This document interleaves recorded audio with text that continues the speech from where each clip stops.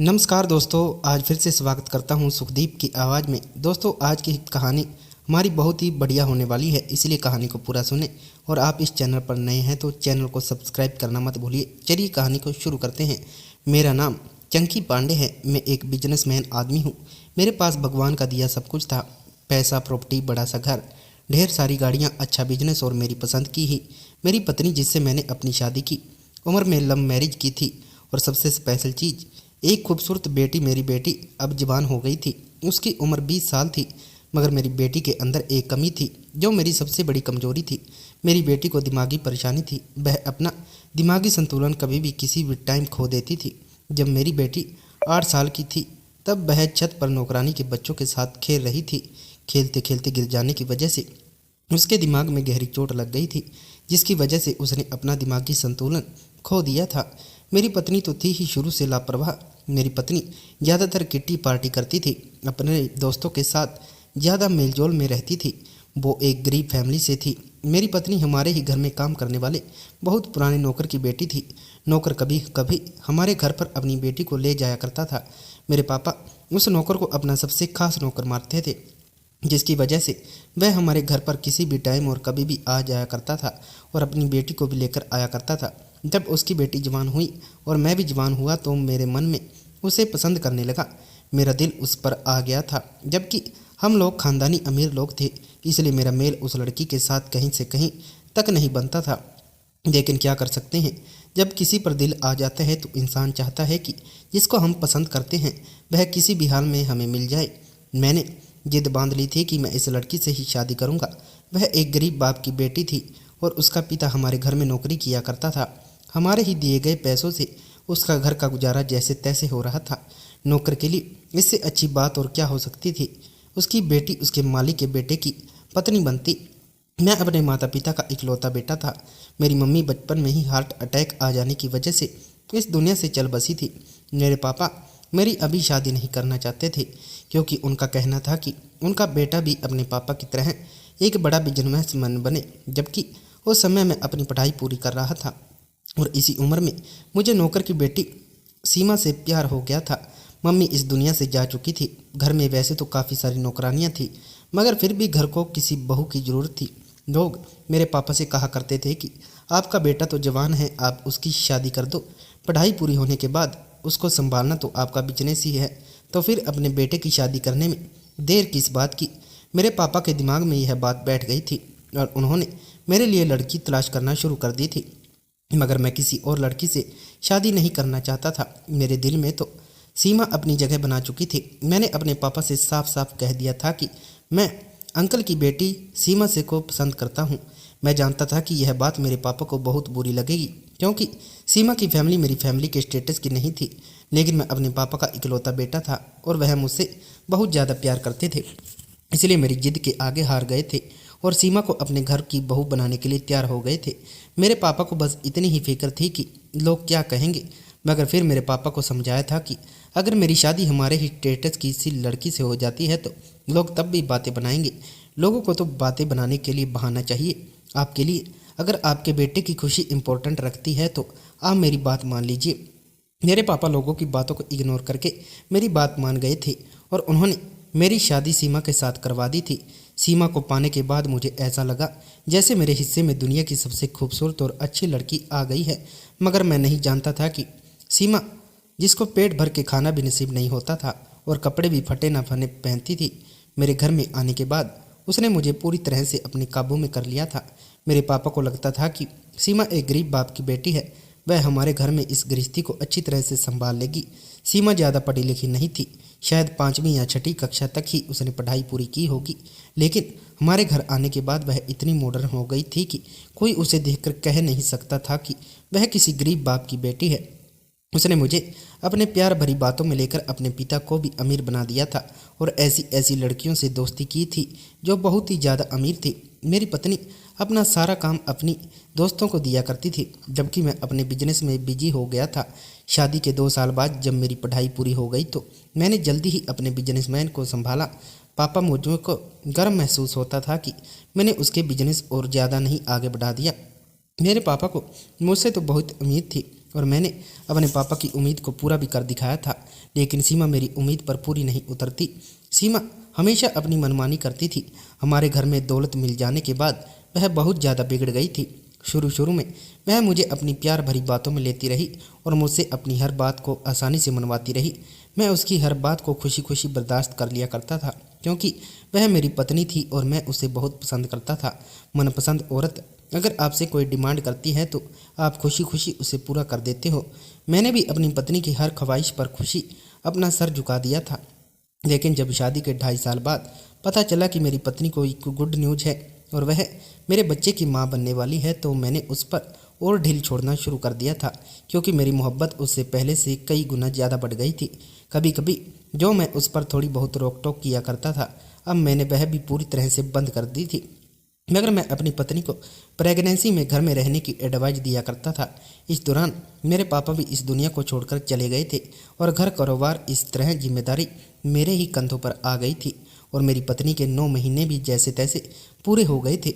मेरी बार बार रोकने पर मेरी पत्नी ने प्रेगनेंसी में अपना ध्यान रखना तो शुरू कर दिया था, मगर जब उसकी डिलीवरी हो गई तो उसने मेरी बेटी को जन्म दिया।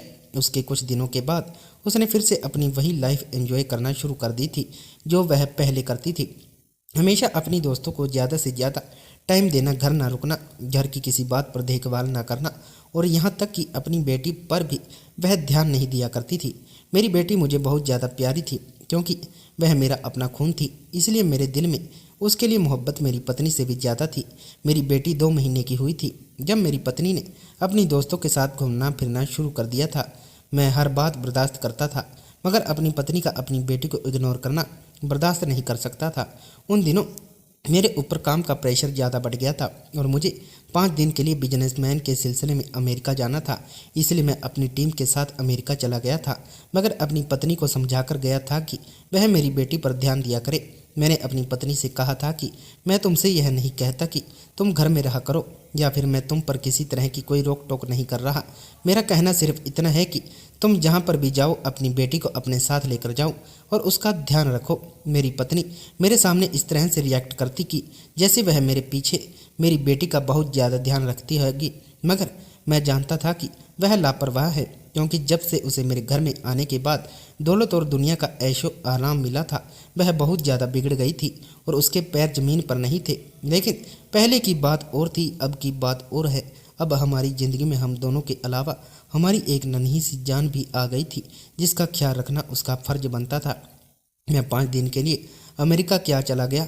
मुझे मेरे घर के नौकर ने खबर दी कि मेरी पत्नी ने मेरी बेटी को संभालने के लिए एक नौकरानी रख ली है और नौकरानी को घर में ही रहने की परमिशन भी दे दी है। नौकरानी पूरे परिवार के साथ हमारे घर में आकर रह रही है। मैंने सोचा था कि मैं जब घर जाऊंगा तो अपनी पत्नी से सवाल करूंगा कि बच्चों को नौकरों की नहीं बल्कि माता पिता के ध्यान और प्यार की ज़रूरत होती है। मैं जब घर वापस आया तो यह देखकर हैरान रह गया था कि मेरी बेटी का ध्यान नौकरानियों की छोटी छोटी बच्चियां रख रही थी। मुझे अपनी पत्नी पर बहुत ज़्यादा गुस्सा आया था। मेरे लाख मना करने के बावजूद भी मेरी पत्नी ने मेरी बात को एक कान से सुनकर दूसरे कान से निकाल दिया था। मैं अपनी पत्नी को सुधारने के लिए कुछ भी कर सकता था। आखिर मैं क्या क्या करता। घर में रहता तो अपनी बेटी के साथ खेलता था और बाहर रहता तो मुझे हमेशा काम की फिक्र रहती थी।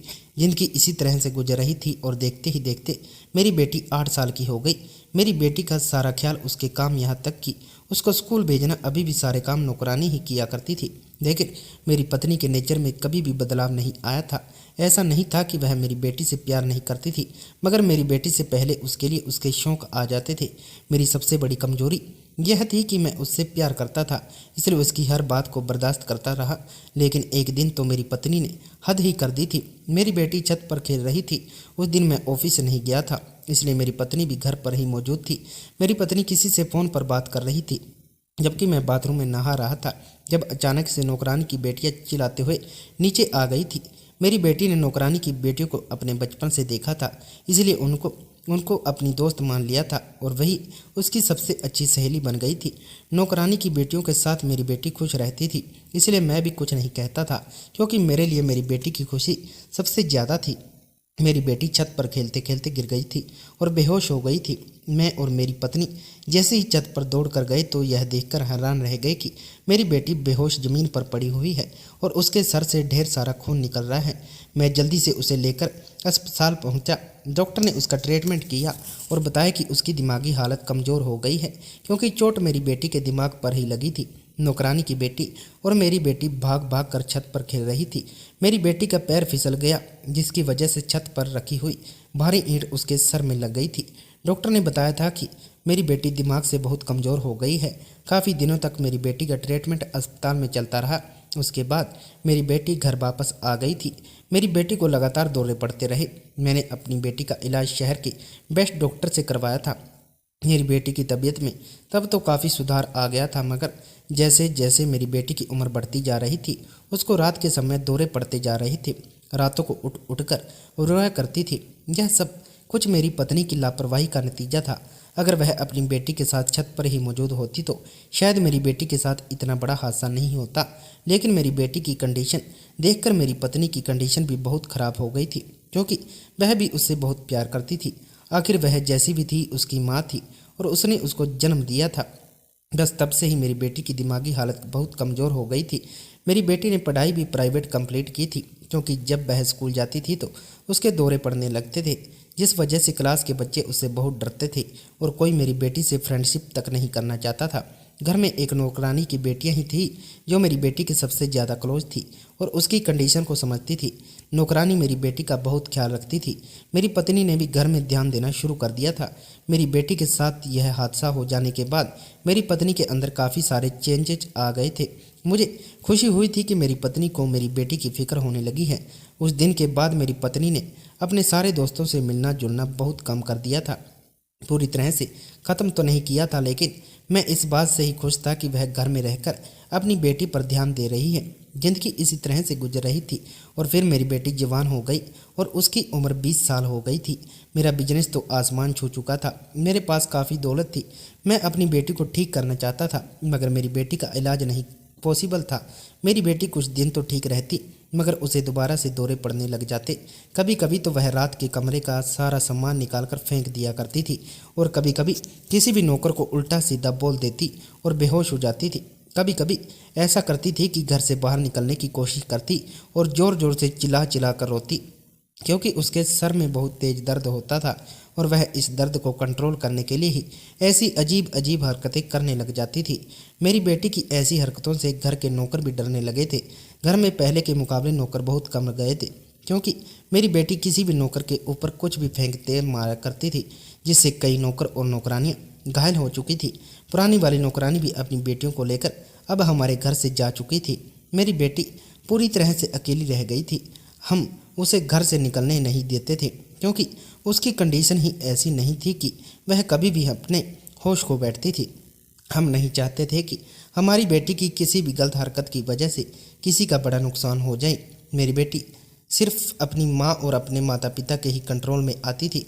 मेरी पत्नी इस बात से बहुत शर्मिंदा होती कि उसकी लापरवाही की वजह से उसकी बेटी की यह कंडीशन हुई है, मगर अपनी बेटी का बचपन उसके साथ सही से गुजारती तो शायद मेरी बेटी की हालत ऐसे कभी नहीं होती। हमेशा बच्चे माता पिता की लापरवाही की वजह से ही अपनी ज़िंदगी की मुश्किलों में फंस जाते हैं। फिलहाल जैसा भी था ज़िंदगी गुजर रही थी। मेरी बेटी पूरी तरह से ठीक नहीं हो पा रही थी। अपनी बेटी पर इतना पैसा खर्च करने के बाद भी मुझे हमेशा निराशा ही मिली थी। मेरी बेटी जवान थी और उसके साथ साथ वह बहुत खूबसूरत थी। देखते ही मेरी उम्र 25 साल हो गई थी। मेरी बेटी के साथ कितनी भी लड़कियां, उन सब की शादी हो गई थी। मैं अभी अपनी बेटी की शादी नहीं कर सकता था क्योंकि मेरी बेटी की दिमागी हालत अभी भी पूरी तरह से ठीक नहीं हुई थी। वैसे तो इलाज होने से उसके अंदर काफ़ी सारा फ़र्क आ गया था, मगर उसको दौरे कभी न कभी पड़ ही जाते थे और वह बुरी तरह से चिल्लाना शुरू कर देती थी। एक दिन मेरी पत्नी ने मुझसे कहा कि मैं अपनी बेटी की शादी करना चाहती हूँ। अपनी पत्नी की बात सुनकर मैंने उसे मुंह बनाते हुए कहा था कि तुम मेरी बेटी की शादी मेरी मर्जी के खिलाफ कभी नहीं कर सकती। मेरी पत्नी कहने लगी कि मैं जानती हूँ कि आपके फैसले के बिना इस घर में कुछ नहीं हो सकता। मुझे प्यार से समझाने की कोशिश करने लगी और कहने लगी कि हमें अपनी बेटी की शादी कर देनी चाहिए। मैंने अपनी पत्नी को डांटते हुए कहा था कि तुम यह किस तरह की फिजूल की बातें लेकर बैठ गई हो। तुम यह बात अच्छी तरह से जानती हो कि दिमागी हालत ठीक नहीं है और भला उससे शादी कौन करेगा? तुम्हारे दिमाग में उसके लिए शादी का ख्याल कैसे आ गया? मेरी पत्नी कहने लगी कि मेरे साथ की सहेलियां मेरी मजाक उड़ाती हैं कि तुम्हारी बेटी 25 साल की हो गई हैं और तुम उसकी शादी नहीं कर रही। मेरी सहेलियों की बेटियां भी शादी हो चुकी है। वो लोग बात बात पर मेरी बेटी का मजाक बनाती हैं और कहती हैं कि तुम लापरवाह हो जो अपनी बेटी को अभी तक अपने घर में बिठाए हुए हो। आखिर तुम्हारे पास किस बात की कमी है जो तुम्हें अपनी बेटी की शादी नहीं करना चाहती? मेरी पत्नी कहने लगी कि मैं अपनी सहेलियों की उल्टी सीधी बातों से तंग आ गई हूँ, इसलिए मैं चाहती हूँ कि मेरी बेटी की शादी हो जाए। मैंने अपनी पत्नी से कहा, ओह तो इसलिए तुम्हें अपनी बेटी की शादी की फिक्र हुई है? मैं कहने लगा, अपनी बेटी की शादी करने के बाद उसे और ज़्यादा मुश्किल में नहीं डाल सकता। यह बात सही है कि हमारी बेटी की शादी की उम्र हो गई है। कौन सा ऐसा पिता होगा जो अपनी बेटी की शादी नहीं करना चाहेगा? लेकिन मेरी बेटी दिमागी तौर पर बीमार है। मैं उसकी शादी करके उसका ससुराल वालों से उसकी मजाक नहीं बनवाना चाहता। तुम जानती हो कि लगभग सभी लोगों को हमारी बेटी की कंडीशन के बारे में पता है, तो कौन उसे रिश्ता देगा? वह भले ही खूबसूरत है, मगर खूबसूरत होने के साथ साथ हर लड़का एक समझदार और सुलझी हुई लड़की से शादी करना चाहता है, जबकि हमारी बेटी तो पागलपन के दौरे पड़ने हैं। मेरी पत्नी कहने लगी कि क्यों ना हम अपनी बेटी की शादी किसी ऐसे इंसान से करें जो घर जमाई बनकर हमारे ही घर साथ रहे। इस तरह हमारी बेटी शादीशुदा भी हो जाएगी और हमारी आंखों के सामने भी रहेगी। मैंने अपनी पत्नी से कहा कि तुम ठीक कह रही हो, लेकिन हमारी बेटी से शादी करेगा कौन?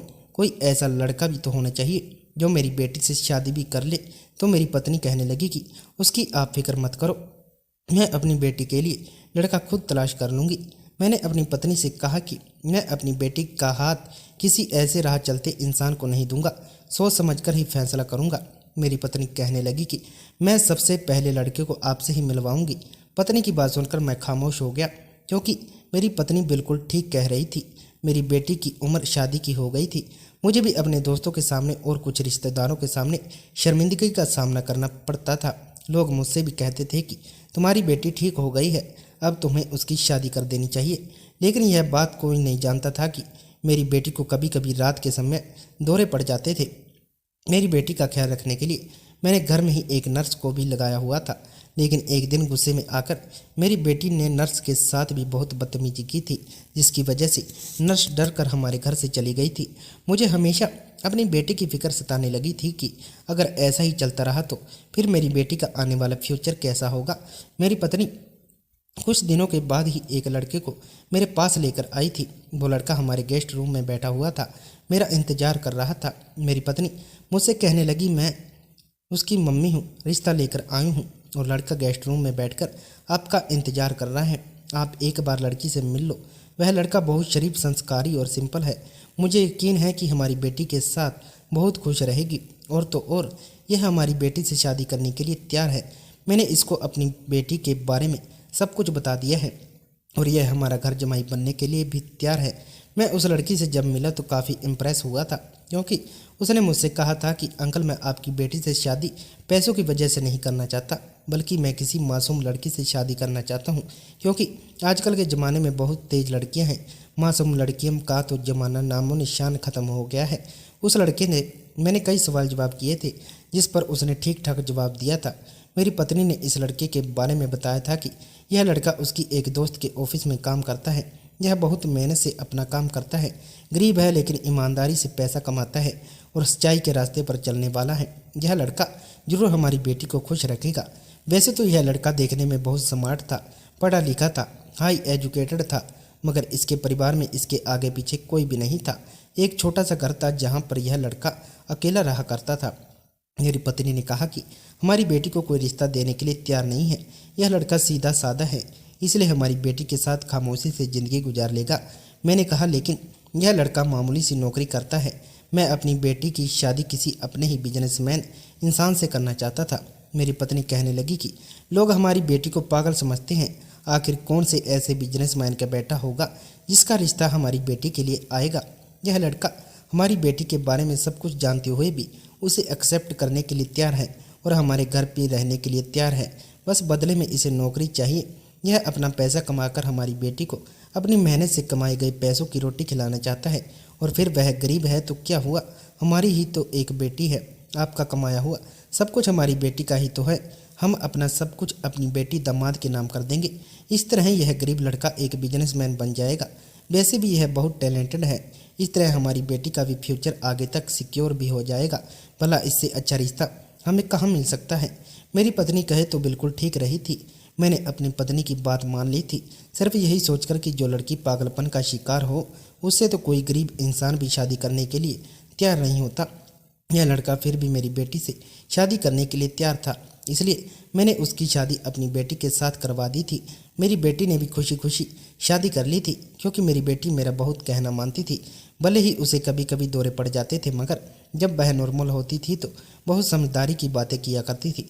बस मुझे इस बात का डर था कि कहीं मेरी बेटी का पागलपन देखकर बाकी लोगों की तरह यह लड़का भी इस घर को छोड़कर ना चला जाए। बाकी लोगों के जाने से मुझे इतना फर्क नहीं पड़ा था, लेकिन अब यह लड़का मेरी बेटी का पति था। मैं नहीं चाहता था कि यह मेरी बेटी से डर कर भाग जाए। आखिरकार मेरी बेटी की पूरी जिंदगी का सवाल था। इस लड़के का नाम दीपक शर्मा था। मेरी बेटी दीपक शर्मा बहुत पसंद आया था। मेरी बेटी की शादी की पहली रात ही दीपक शर्मा अपना सारा सामान लेकर हमारे घर में आ गया था। मेरी बेटी और दीपक शर्मा दोनों एक कमरे में मौजूद थे। रात काफ़ी हो चुकी थी, मेरी पत्नी भी सो चुकी थी, मगर मुझे अपनी बेटी की फिक्र इतनी सता रही थी कि मुझे नींद नहीं आई। इसलिए मैं मेरी बेटी के कमरे के बाहर टहलने लगा।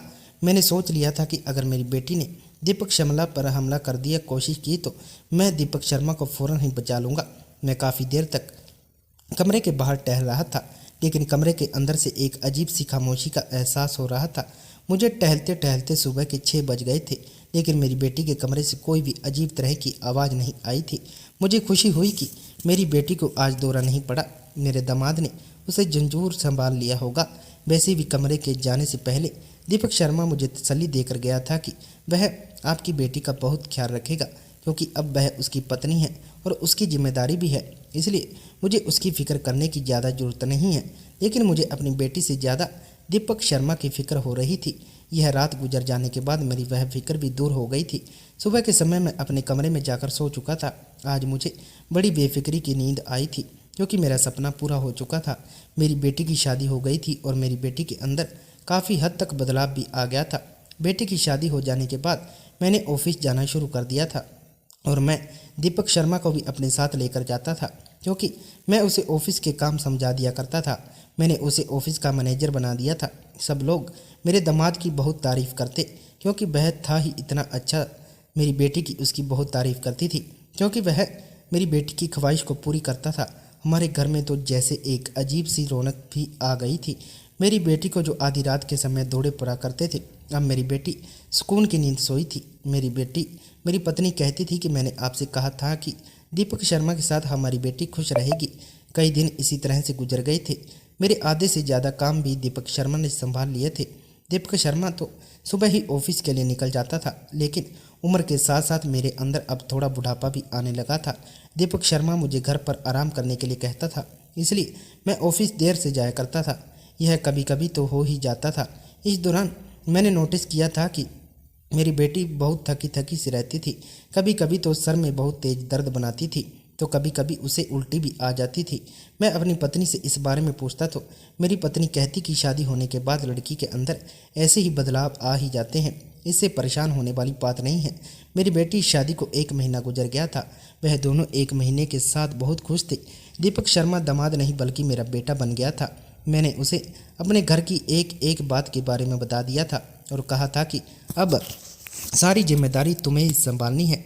यहाँ तक कि मैंने उस पर भरोसा करके उसे अपने घर की पर्सनल लॉकर की चाबी भी दे दी थी और उसे घर की हर एक चीज़ के बारे में अच्छी तरह से पता था। एक रात मैं अपने लैपटॉप पर काम कर रहा था। मुझे काम करते हुए रात के 3 बज गए थे। मेरी पत्नी और घर के सारे लोग सो रहे थे। मैंने पानी के जग की तरफ देखा तो पानी ख़त्म हो चुका था और मुझे पानी पीना था, इसलिए मैं पानी पीने के लिए किचन की तरफ जा रहा था। किचन से पहले ही मेरी बेटी का कमरा पड़ता था। अचानक मुझे मेरी बेटी के कमरे से कांच की कोई चीज़ गिरने की आवाज़ आई थी। मैं घबरा गया था। मैं अपनी बेटी के कमरे के दरवाजे के बाहर ही खड़ा हुआ था। तभी अचानक मुझे दरवाज़ा खुलने की आवाज़ आई तो मैं एकदम दूसरी तरफ को छिप गया था। मैं नहीं चाहता था कि मेरी बेटी दामाद मुझे रात के समय इसे अपने कमरे के बाहर देखे तो मेरे बारे में कुछ गलत सोचे, इसलिए मैं खामोशी से छिप गया था। मैंने देखा कि कांच के गिलास के टुकड़े मेरा दामाद उठाकर डस्टबिन में डालने जा रहा था।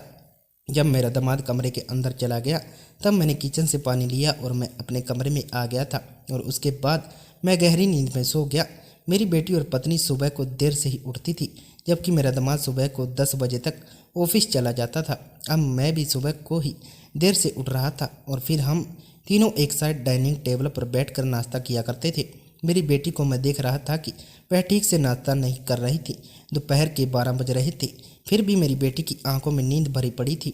मैंने मेरी बेटी से कहा, क्या हुआ, तुम सारी रात सोई नहीं हो क्या?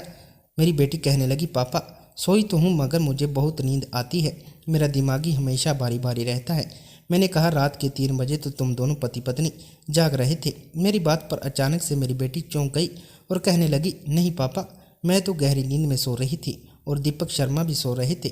मैंने कहा, अच्छा, मुझे तो तुम्हारे कमरे से कांच का गिलास टूटने की आवाज़ आई थी, मुझे लगा तुम लोग जाग रहे हो। दीपक शर्मा बाहर डस्टबिन में कांच के टुकड़े फेंकने के लिए आया था तो मैं छुप गया था कि कहीं उसे इतनी रात को मेरा कमरे से बाहर निकलना अच्छा न लगे। मेरी बेटी कहने लगी, नहीं पापा, हमारे कमरे में कोई भी कांच का गिलास नहीं टूटा था, अगर टूटता तो जरूर मेरी आंख खुल जाती। मैं अपनी बेटी से कुछ कहने ही वाला था कि मेरी पत्नी कहने लगी, तुम दोनों बाप बेटे यही बातें करो, मैं चलो जल्दी जल्दी नाश्ता करो, उसके बाद यह बात नाश्ता करो। मेरे दिमाग से निकल गई थी। 2 दिन गुजरे थे कि मैं रात के 1 बजे के टाइम पर गार्डन के टहल रहा था जब मुझे अचानक गार्डन में एक अंगूठी पड़ी हुई मिली। यह कोई मामूली सी आर्टिफिशियल अंगूठी थी। इस अंगूठी को देखकर मैं चौंक गया था, क्योंकि इस तरह की अंगूठी ना तो मेरी पत्नी पहनती थी और ना ही मेरी बेटी। मेरी बेटी और मेरी पत्नी हमेशा एक्सपेंसिव ज्वेलरी ही पहना करती थी, जबकि यह अंगूठी किसी मामूली सी ज्वेलरी शॉप की लग रही थी। मुझे लगा शायद दीपक शर्मा मेरी बेटी को यह गिफ्ट की होगी। मेरी बेटी भले ही घर में बाहर नहीं निकलती थी मगर घर के अंदर तो टहल लिया करती थी। रात के टाइम पर हम सब लोग एक साथ बैठे हुए बातें कर रहे थे जब अचानक मुझे उस अंगूठी के बारे में याद आया तो मैंने मेरी बेटी को अंगूठी दी और कहा कि तुम्हारी अंगूठी गार्डन में पड़ी हुई थी। मेरी बेटी कहने लगी कि पापा, यह अंगूठी मेरी नहीं है। मैंने कहा, तो फिर तुम्हारी मम्मी की होगी। मेरी पत्नी कहने लगी कि नहीं नहीं, यह मामूली सी 45 वाली अंगूठी मेरी नहीं है। आप तो जानते ही हो कि हम लोग हमेशा हीरे या फिर सोने ही की अंगूठियाँ पहनते हैं, ऐसी अंगूठी का भला हमारे यहाँ क्या काम? बड़ी ही अजीब सी बात थी। हमारे घर में कोई नौकरानी भी कमी नहीं थी, क्योंकि मेरी बेटी के दौरों की वजह से हमारे घर में कोई नौकरानी नहीं रहा करती थी। अब तो हमारे घर में सिर्फ गिनती के 2-3 ही नौकर रह गए थे। इन दोनों के अलावा घर में कोई भी मर्द नहीं था। पता नहीं यह अंगूठी किसकी थी। मैंने वह अंगूठी नौकर से कहा डस्टबिन में डलवा दी, मगर मैंने नोटिस किया था कि मेरे दामाद के चेहरे पर अजीब सी घबराहट थी। ना जाने उसके चेहरे पर ऐसे एक्सप्रेशन क्यों आए थे। कुछ दिन और इसी तरह से गुजरे थे। दोपहर के टाइम पर जब ऑफिस जाने के लिए निकल रहा था, जब गार्ड मेरे पास आया और कहने लगा कि मालिक, कुछ दिनों से मैं घर में एक अजीब सी हरकत होते हुए देख रहा हूँ। मैंने कहा, हाँ बताओ, क्या बात है, क्या देख लिया तुमने? ऐसे तो वह कहने लगा कि मालिक, मुझे अच्छी तरह से याद है कि मैं रात को घर से सारे दरवाज़ों को लॉक लगा देता हूँ। घर के पीछे वाले गेट पर भी मैं लॉक लगा देता हूँ, लेकिन जब मैं सुबह को दरवाज़ा खोलने जाता हूँ तो दरवाज़ा पहले से ही खुला हुआ होता है और सिर्फ घर का पीछे वाला दरवाज़ा ही खुला होता है। मैंने गार्ड से कहा कि तुम रात को पीकर आए होंगे और या फिर तुम्हें ध्यान नहीं रहा होगा कि तुमने दरवाज़ा बंद कर दिया है, बल्कि तुम दरवाज़ा बंद करना ही भूल जाते होंगे। आगे से ध्यान रखना। गार्ड मेरी बात पर कहने लगा, मालिक, मैं मानता हूँ कि मैं दरवाज़ा बंद करना भूल गया हूँ, लेकिन मैं ऐसा सिर्फ 1 बार कर सकता हूँ, 2 बार कर सकता हूँ, यह सब तो कई बार हो रहा है। मैं काफ़ी दिनों से आपसे इस बात के बारे में बात करना चाह रहा था मगर कह नहीं पाया। मैंने गार्ड से कहा कि अच्छा चलो, इस बारे में बाद में बात करते हैं, अभी मुझे लेट हो रहा है। यह कहकर मैं अपनी गाड़ी में बैठकर आ गया था, मगर ना जाने क्यों मेरा दिमाग गार्ड की बात में उलझा हुआ था। मैंने सोचा था कि मैं आज रात खुद देखूंगा कि आखिर घर के पीछे वाले दरवाजे के अंदर कौन अंदर आता है। इसलिए मैं आज रात जाग रहा था और अपने कमरे की खिड़की से बार बार गार्डन की तरफ नज़र रख रहा था, क्योंकि मेरे पीछे वाला दरवाज़ा गार्डन की तरफ ही खुलता था। मेरी पत्नी बार बार मुझसे कह रही थी कि आप खिड़की में झाँक कर क्या देख रहे हो। मैंने अपनी पत्नी से सोने के लिए कह दिया था तो वह करवट लेकर सो गई थी, जबकि मैं अभी भी खिड़की में ही खड़ा हुआ था। जब अचानक मुझे किसी की परछाई नजर आई, मैं इस परछाई पर खटक कर रह गया। आखिर इतनी रात को गार्डन के बाहर किसकी परछाई थी? गार्ड को इस समय घर के मेन गेट पर ड्यूटी कर रहा होता है, क्योंकि हमारे यहाँ रात में दूसरा गार्ड ड्यूटी दिया करता था और दिन का अलग ही गार्ड ड्यूटी दिया करता था। यह कोई ऐसा इंसान था जो गार्डन की दीवार पर लांग कर पीछे के दरवाजे से हमारे घर में आ रहा था। मैं यह देखने के लिए कि आखिर हमारे घर में कौन दाखिल हुआ है अपने कमरे से निकल गया था, जब अचानक मैं दंग रह गया। मेरा दामाद अपने कमरे से बाहर निकल रहा था और उसने खामोशी से दरवाजे को बाहर से बंद कर दिया था। वह किचन की तरफ जा रहा था। मैं चुपकर अपने दामाद को देख रहा था। मेरा दामाद कुछ मिनट बाद किचन से निकला तो उसके हाथ में जूस की बोतल और थोड़े से फल थे। यह सब लेकर वह कमरे के अंदर चला गया। उसके जाने के बाद मैं घर के पीछे वाले दरवाजे की तरफ गया था, जो अंदर से ही खोला गया था। इसका मतलब यह था कि गार्ड बिल्कुल ठीक कह रहा था, मगर यह जो कोई भी था मुझे घर में दिखाई नहीं दिया। मैंने पूरी तरह घर में छानबीन करी और कॉल करके गार्ड को भी अलर्ट कर दिया था। मेरी समझ नहीं आ रहा था कि आखिर मेरे घर में यह सब क्या हो रहा है। बिना सोए ही मेरी रात गुजर गई थी। अगले दिन हमारे ऑफिस की छुट्टी थी, इसलिए हम सब लोगों ने एक साथ नाश्ता किया था। नाश्ता करने के बाद हम लोग एक दूसरे के साथ बातें शेयर कर रहे थे। दीपक शर्मा मेरी बेटी से कहा था कि वह अपने कुछ दोस्तों से मिलने के लिए जा रहा है। यह कहकर दीपक शर्मा घर से निकल गया था। दीपक शर्मा घर से गए हुए कुछ ही देर गुजरी थी कि अचानक मेरी बेटी बेहोश हो गई। मैं जल्दी से उसको हॉस्पिटल लेकर गया था। दीपक शर्मा आज बहुत दिनों के बाद अपने दोस्तों से मिलने के लिए गया था, इसलिए मैंने उसे बुलाना ठीक नहीं समझा। मैंने सोचा थी कि अगर मेरी बेटी की तबीयत ज़्यादा सीरियस हुई तब मैं उसे बुला लूँगा, जबकि अब मेरी बेटी को दौरे पड़ने थे, इसलिए उसका इलाज भी हमने करवाना छोड़ दिया था। लेकिन डॉक्टर ने मुझे एक ऐसी बात बताई जिसने मेरे होश उड़ा दिए थे। डॉक्टर ने बताया कि आपकी बेटी को नींद की दवाई दी जा रही है, जिसकी वजह से आपकी बेटी दिन बदीरा और उसको उल्टी चक्कर कमजोरी जैसे सिस्टम हो रहे हैं। डॉक्टर मुझसे कहने लगे, मिस्टर आपको पता है कि आपकी बेटी की दिमागी तौर पर कमज़ोर है, तो फिर आपको पता होना चाहिए कि आपकी बेटी के लिए नींद की दवाई कितनी खतरनाक चीज़ है। मैंने डॉक्टर से कहा कि मेरी बेटी नींद की दवाई नहीं लेती और अब तो उसे दौरे भी नहीं पड़ते, वो रात को सारी रात आराम से सोती है। डॉक्टर कहने लगे, आपकी बेटी नींद की दवाई लेकर ही सोती है। मैंने कहा, लेकिन मेरी बेटी के पास नींद की तो कोई दवाई नहीं होती, आखिर उसे कौन नींद की दवाई दे सकता है। डॉक्टर कहने लगे, यह बात तो आपको चेक करनी चाहिए कि आपकी बेटी को नींद की दवाई कौन दे रहा है, वह खुद ले रही है या फिर कोई उसे जानबूझकर यह दवाई खिला रहा है। डॉक्टर के मुंह से यह बात सुनकर मेरा दिमाग घूम गया। मैं एक बहुत बड़ी परेशानी में उलझ रहा था।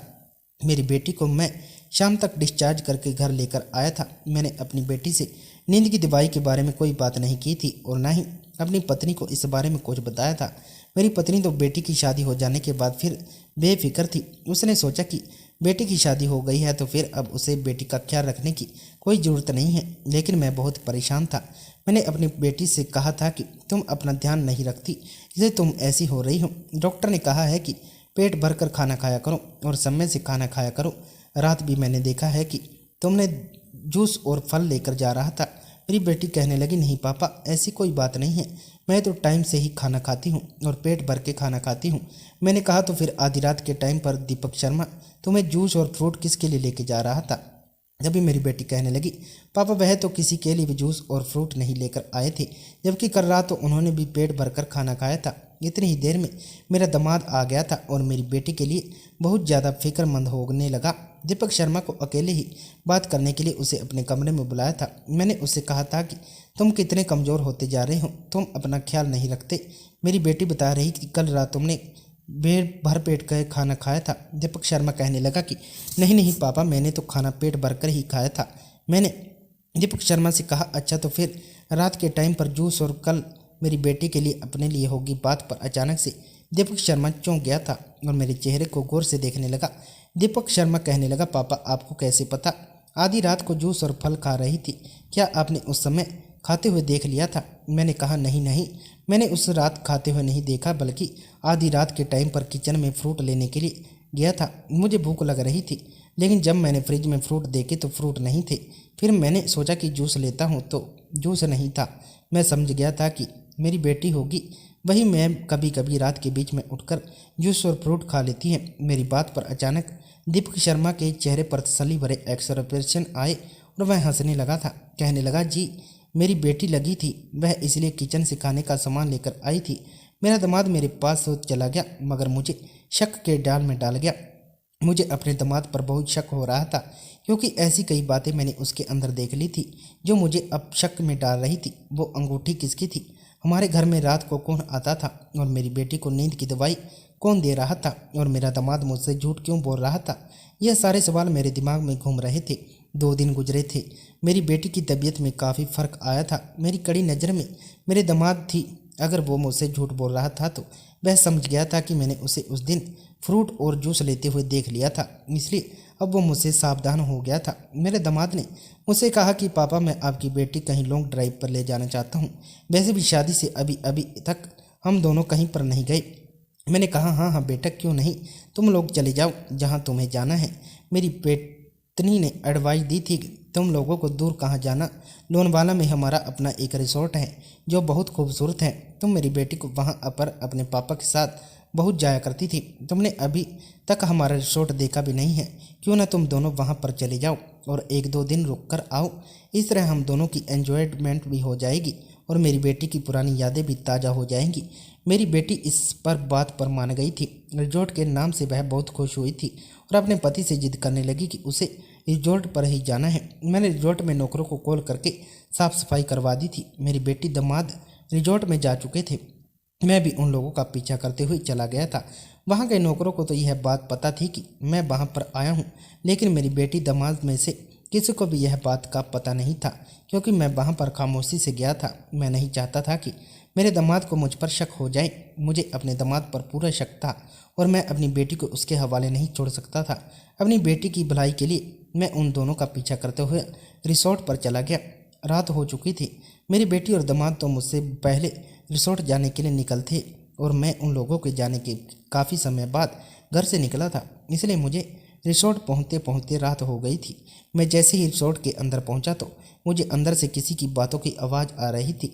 जो मर्द बोल रहा था वह तो मेरा दामाद ही था, लेकिन जो लड़की की आवाज़ आ रही थी वह मेरी बेटी की आवाज़ नहीं थी। मैं उनके कमरे के बाहर खड़ा हुआ बातों की आवाज़ को सुन रहा था। मैंने जब खिड़की में झांककर कमरे में देखा तो मेरे पैरों तले से ज़मीन निकल गई थी। मेरा दामाद किसी दूसरी लड़की की गोद में सर रखकर लेटा हुआ था, जबकि मेरी बेटी बिस्तर पर सोई हुई थी और वह उसके साथ खूब हंसकर प्यार करके बातें कर रहा था। यह सब बर्दाश्त नहीं कर सका और मैंने एक झटके से कमरे का दरवाज़ा खोल दिया। मेरे शोर करने पर रिजॉर्ट में मौजूद नौकर भी आ गए थे। मैंने कहा, यह तुम क्या कर रहे हो और यही लड़की कौन है? तो मेरा दामाद बहुत घबरा गया था और उसके मुंह से अपनी सफाई के लिए कोई भी शब्द नहीं निकल रहे थे। उसके होंठ काँप रहे थे। मैंने कहा, तुमने मेरी बेटी को आज भी नींद की दवाई दी है? मेरी बात सुनकर मेरा दामाद घबरा गया और कहने लगा कि कौन सी दवाई, कैसी दवाई? वह जो लड़की थी वह भागने की कोशिश कर रही थी। मैंने नौकरों से कहकर उसे पकड़ने के लिए कहा था। नौकरों ने मेरे दामाद और उस लड़की को पकड़ लिया था। मैं दीपक शर्मा के करीब गया और उसके मुंह पर एक जोरदार थप्पड़ मारा। मैंने कहा कि बताओ, तुमने मेरी बेटी के साथ यह क्या किया है और यह लड़की कौन है? तुम इसके साथ प्यार भरी बातें क्यों कर रहे हो? आखिर तुम्हारा इसके साथ क्या रिश्ता है? मेरा दामाद बहुत डर गया था, जबकि वह लड़की भी रो रही थी। दीपक शर्मा ने फिर जो कुछ मुझे बताया उसने तो मेरे होश उड़ा दिए थे। दीपक शर्मा ने बताया कि यह एक गरीब आदमी है और यह जो लड़की की है वह उसकी पत्नी है। वह मेरी पत्नी की सहेली के यहाँ काम किया करता था, उसके पति के ऑफिस में, और एक छोटी सी मामूली सी जॉब कर रहा था। एक दिन उसका सामना मेरी पत्नी से हुआ जब उसकी सहेली के पति ने दीपक शर्मा को नौकरी से निकाल दिया था। वह यह बात अच्छी तरह से जानता था कि मेरी पत्नी भी एक बिजनेसमैन की पत्नी है, इसलिए उसने मेरी पत्नी के आगे हाथ जोड़ जोड़ के और उससे नौकरी की गुजारिश करने लगा। कहने लगा, मालकिन, मुझे अपने पति की कंपनी में जॉब दिलवा दो, आपका बहुत सारा एहसान होगा। मेरी पत्नी को वह लड़का बहुत पसंद आया था, इसलिए उसने उसी समय मेरी बेटी के बारे में बात कर ली और उसे लालच दिया था।